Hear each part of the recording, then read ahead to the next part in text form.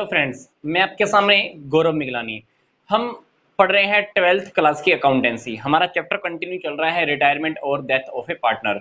Video number इस chapter का हमारा ये 19 है। स्क्रीन पर आप क्वेश्चन की स्टेटमेंट देख पा रहे होंगे और यही स्टेटमेंट मैंने अपने हाथ में भी होल्ड किया हुआ है, जैसा कि आप देख सकते हैं।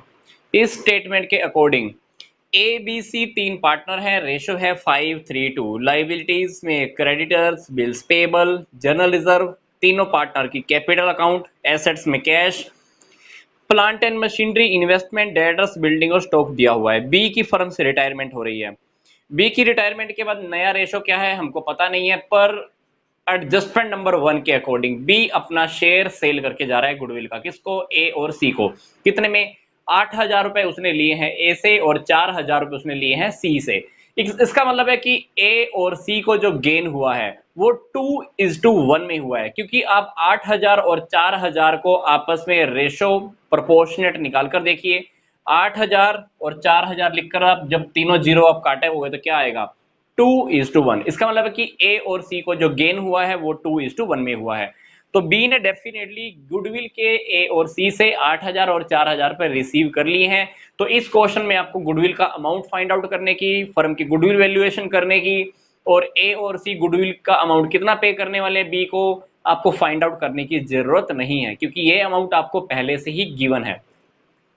एडजस्टमेंट नंबर 2, स्टॉक की वैल्यू हमको 1,000 रुपए बढ़ानी है, बिल्डिंग की वैल्यू 5,000 बढ़ानी है, इन्वेस्टमेंट हमने सेल किया है 22,000 के अंदर, और बी की जो भी कैपिटल होगी उस कैपिटल को आपने लास्ट में पेमेंट करना है। सारी एडजस्टमेंट करने के बाद सारी की सारी पेमेंट आपने कैश में करनी है। तो इस क्वेश्चन के अकॉर्डिंग हम सबसे पहले क्या करते हैं, अपना रीवैल्यूएशन अकाउंट बना लेते हैं। तो रीवैल्यूएशन अकाउंट के अंदर देखिए हमारी स्टॉक की वैल्यू 1,000 रुपए इंक्रीज हो रही है, तो आप सबसे पहले यहाँ पे स्टॉक लिख दीजिए, कितना? 1,000 रुपए। फिर हमको लिखना है बिल्डिंग। बिल्डिंग कितना बढ़ रहा है हमारा? 5,000 रुपए, तो हमने यहाँ पर बिल्डिंग लिख दिया। उसके बाद देखिए इन्वेस्टमेंट हमारी एसेट साइड में कितनी है। इन्वेस्टमेंट हमारी एसेट साइड में दिखाई दे रही है 10,000 रुपए की। अब 10,000 की इन्वेस्टमेंट एडजस्टमेंट नंबर 4 के अकॉर्डिंग मैंने 22,000 में सेल की है, तो हमको यहाँ पर देखिए कितने का बेनिफिट हो गया।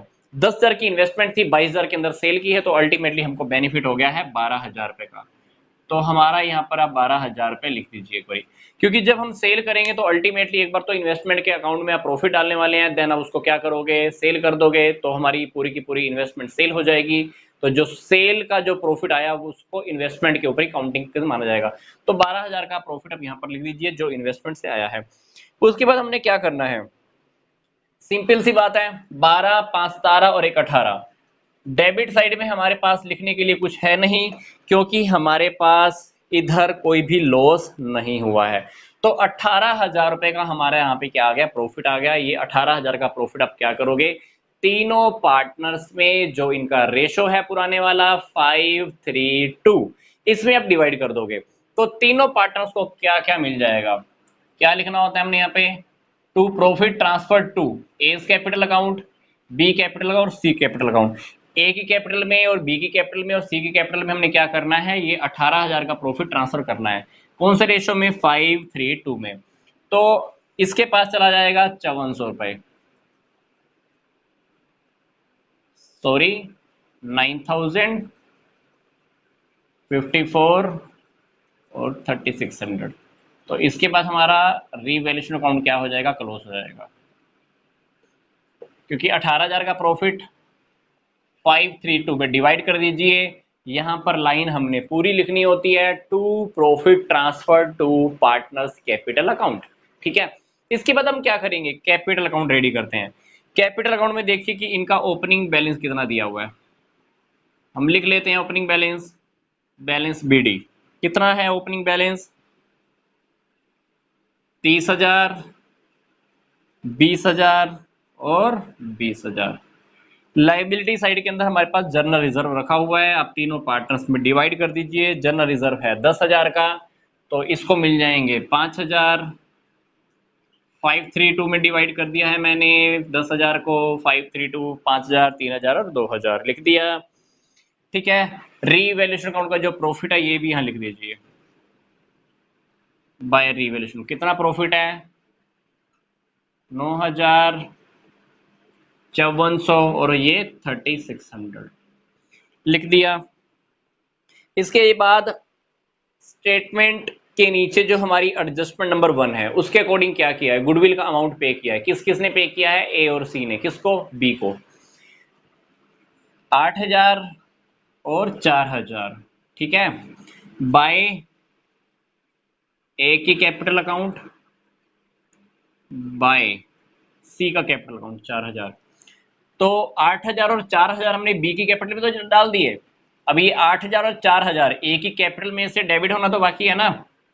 तो 8,000 4,000, ये 8,000 और 4,000 ए की कैपिटल में से कटे, ये 4,000 सी की कैपिटल में से कटे। किसकी कैपिटल में चले गए, बी की कैपिटल में।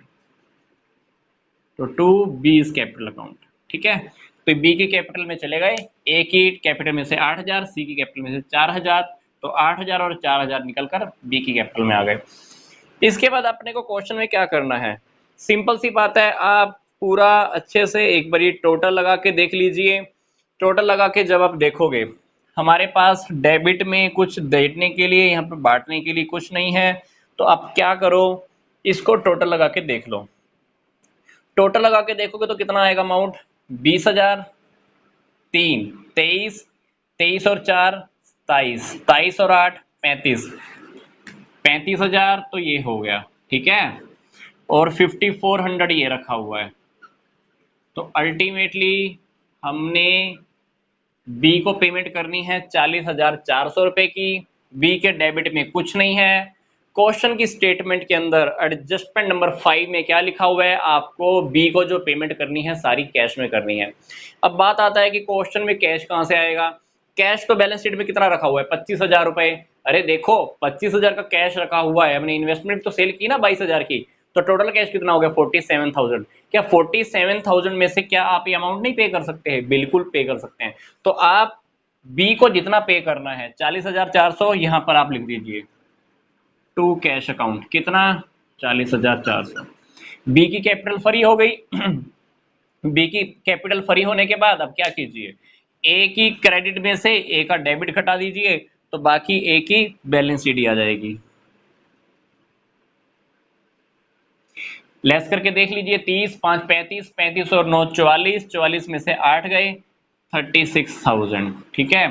सी का भी निकाल लो, 20 2 22, 22 और 3 25, 25,600 में से 4,000 आप लेस कर दीजिए, ये आ गया आपका 21,600। ये आ गया दोनों पार्टनर्स का बैलेंस शीट। और ये जो रिटायर हो रहा है पार्टनर, उसको हमने कैश में पेमेंट कर दी। इसके बाद क्या करना, आप बस कैपिटल अकाउंट के टोटल कर लेना। That is the normal task. वो हमारा एक छोटा सा टास्क है, देख लेना, इट्स सिंपल। टोटल करना है, ठीक है, क्योंकि हमारा जो मेन टारगेट था यहाँ पे बैलेंस शीट हमने निकाल दिया और बी को हमने कैश में पेमेंट कर दी। अब हम क्या करेंगे, बैलेंस शीट बनाएंगे। बैलेंस शीट बनाएंगे तो बैलेंस शीट में सबसे पहले हम क्या लिखेंगे, लाइबिलिटी साइड में आ जाइए। क्रेडिटर्स कितने हैं, 7,000। क्रेडिटर्स लिख दिए। क्रेडिटर्स के बाद आप दूसरी आइटम देखिए, बिल्स पेबल। बिल्स पेबल के अकॉर्डिंग हमने कोई एडजस्टमेंट नहीं की, 3,000 आप एज इट इज लिख दीजिए, ठीक है। जर्नल इधर हमारा डिवाइड हो गया। कैपिटल अकाउंट ए और सी की रह जाएगी। 36,000 बैलेंस शीट किसका आया था, ए का, और सी का बैलेंस शीट कितना आया, 21,600, ठीक है। अब सबसे पहले हम कैश लिखते हैं। कैश हमारे पास पहले से कितना था, 25,000, 22,000 हमारे पास इन्वेस्टमेंट की हेल्प से आया, 47,000 का हमारे पास कैश था। 47,000 का कैश हो गया। 47,000 रुपए में से मैंने ये 40,400 रुपीज पे कर दिया, तो बाकी का जो कैश रह जाएगा आपका वो रह जाएगा 6,600। क्योंकि 25,000 पहले से था, 22,000 की आपने इन्वेस्टमेंट सेल की, तो टोटल कैश हो गया 47। 40,400 की आपने बी को पेमेंट कर दी, तो बाकी रह गया 6,600 का कैश। उसके बाद आप लिखना चाहो तो आप अपनी प्लांट एंड मशीनरी लिख सकते हो। कितनी है plant and machinery, 15,000। Plant and machinery के ऊपर कोई एडजस्टमेंट नहीं है, तो 15,000 आप एज इट इज लिख दीजिए। इसके बाद इन्वेस्टमेंट। इन्वेस्टमेंट तो हमको लिखनी नहीं है, तो जीरो होगी, ये तो हमने सेल कर दी है। डेटर्स देखिए, डेटर्स के ऊपर कोई इन्वेस्टमेंट, कोई सॉरी एडजस्टमेंट है ही नहीं, तो डेटर्स आप एज इट इज 10,000 के लिख दीजिए। इसके बाद बिल्डिंग। बिल्डिंग की वैल्यू आई थिंक हमने कुछ बढ़ाई है एडजस्टमेंट के अकॉर्डिंग। बिल्डिंग 5,000 हमारी इंक्रीज हुई है, 25 पहले है, 5 इंक्रीज होकर बिल्डिंग होगी 30,000। अब लिख दीजिए स्टॉक। स्टॉक पहले था हमारे पास 5,000, 1000 रुपए इंक्रीज हो गया, स्टॉक हो जाएगा हमारा 6000।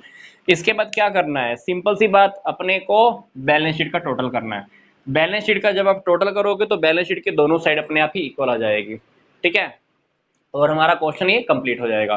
देखो, मैं आपकी इन वीडियोस के अंदर टॉपिक्स पे फोकस का कर रहा हूं जहां हमारा प्रॉब्लम सोल्व करना है। छोटी छोटी चीजें मैं आप लोगों के लिए छोड़ रहा हूं, लाइक टोटल करना, या का टोटल आप कर सकते हो, टोटल करने के बाद क्या, डबल अंडरलाइन। बैलेंस शीट का टोटल भी आई थिंक आप लोग कर सकते हो। मेन फोकस क्या था, सारी एडजस्टमेंट होने के बाद आइटम्स को फिल करना, क्योंकि टोटलिंग करना हमारा एक नॉर्मल सा टास्क है ना। तो मिलते हैं हम नेक्स्ट वीडियो के अंदर। तो यहां तक का वीडियो देखने के लिए आपका धन्यवाद।